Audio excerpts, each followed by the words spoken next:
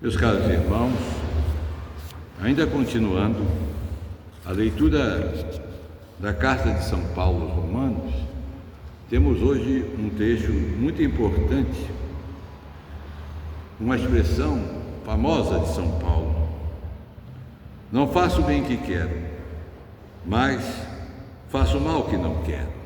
E aí ele começa essa discussão, do querer, que é valiosa, e o cristianismo aprofundou isso, a Sagrada Escritura foi aprofundada, inclusive com uma aplicação de outros valores, Por isso ela tem que ser sempre estudada. O que é o querer? Não faço o bem que quero, mas faço o mal que não quero. Aí está. A palavra querer deve ter uma atenção com ela. Por exemplo, hoje, sexta-feira, estou doido para ir num rodízio de churrasco. Aí você lembra que é sexta-feira e que você tem um bom propósito de não comer carne. Mas eu estou querendo, mas não vou. Por quê? Porque quero cumprir a lei da igreja. Nós sabemos que na sexta-feira, quem está acima de 60 anos não é obrigado ao jejum, abstinência talvez, mas se não fizer a abstinência, pode substituir por um ato de caridade. Mas estamos falando aqui de uma pessoa que quer fazer esse jejum. Então, afinal de contas, ela quer ou não quer? Percebe que tem duas maneiras de querer? Há um querer mais profundo, que se liga ao quê?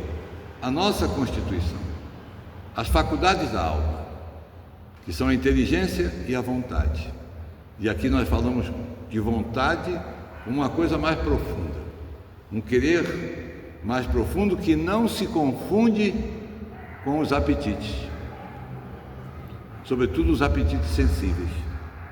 Você quer sensivelmente, você está com apetite, mas com a sua vontade, faculdade da alma, você diz: não vou, eu posso não comer a carne hoje, eu posso fazer penitência, embora muitas vezes a penitência nos custe, e custou aos santos, também é difícil. Então São Paulo fala aqui dessa luta interior, entre a vontade, faculdade da alma, e o apetite que nós temos conosco.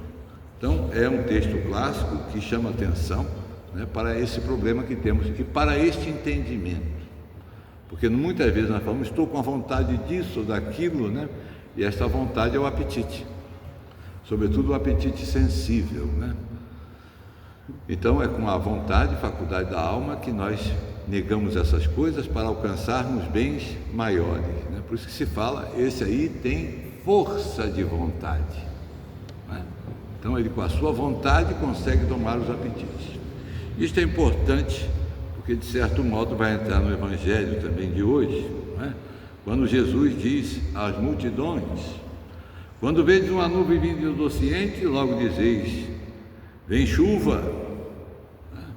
Quando sentis soprar o vento do sul, logo dizeis: vai fazer calor. E assim acontece.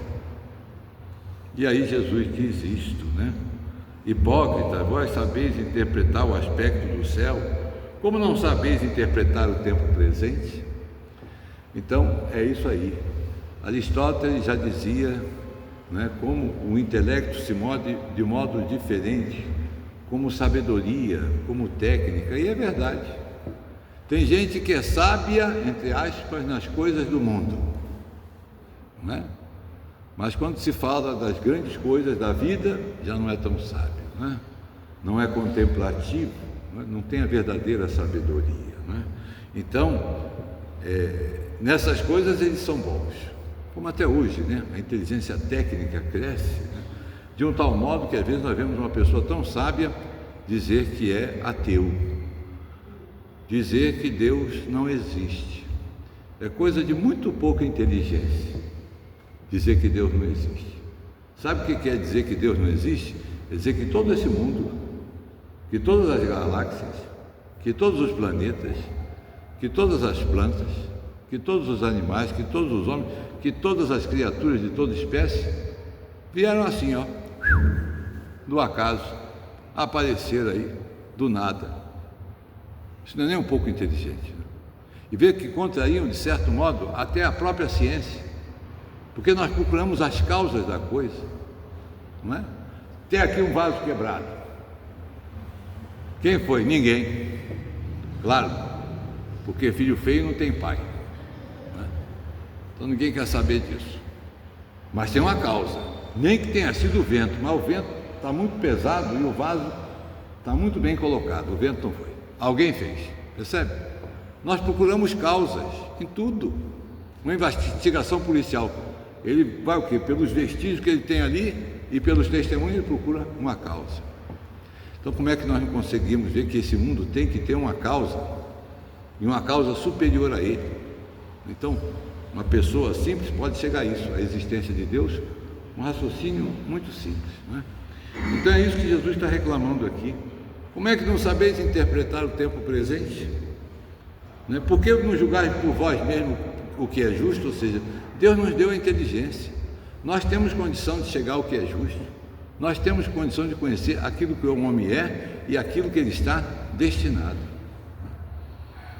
Então, ele quando, pois, tu vais com teu adversário apresentar-te ao magistrado, procura resolver o caso com ele, enquanto estás no caminho, enquanto dá, hein? Senão ele vai te levar ao juiz.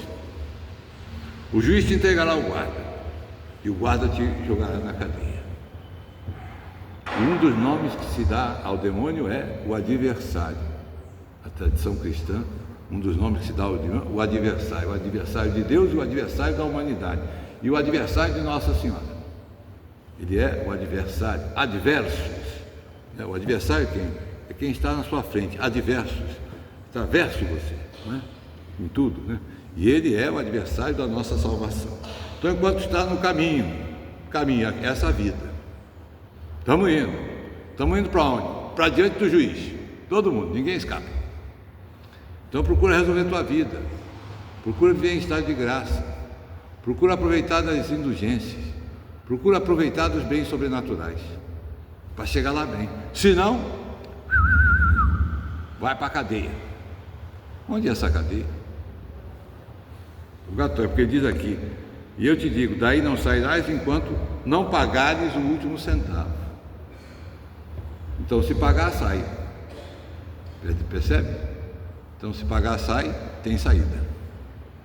Então, não é o inferno. O inferno trancafiou, acabou. Ninguém sai de lá. Então, o purgatório. E aí nós vemos, dia 2 vamos falar um pouco disso, né? Está se aproximando o dia dos mortos. É um tempo de Santa Catarina de Gênova, é um tempo de misericórdia. Depois do tempo de misericórdia, nós devíamos chegar lá santos, nós devíamos chegar lá purificados, porque Jesus deixou todos os sacramentos, tudo para nós chegarmos purificados, e não chegamos. Então Deus, na sua misericórdia, nos dá um lugar de expiação, né? Com dois sentimentos profundos: o da alegria, da esperança de chegar a Deus. Sabe a alma que vai chegar um dia a Deus, mas está passando por grandes sofrimentos, que é a purificação. Assim como o ouro é purificado no fogo, nossas almas também são purificadas nesse sofrimento do purgatório. Então, meus irmãos, vamos ter atento a essas coisas importantes e valorizarmos na nossa vida justamente isso, o fato de que vamos nos apresentar a Deus, e não viver assim, né? Inconsequentemente, como se a vida fosse só nessa terra, né? Isso é o ateísmo prático.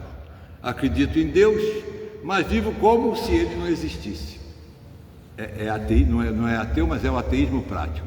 Vive como se fosse ateu. Então, meus irmãos, peçamos a graça a Deus e sigamos firmes nesta direção que estamos indo, procurando sempre agradar a Deus. Seja louvado o nosso Senhor Jesus Cristo.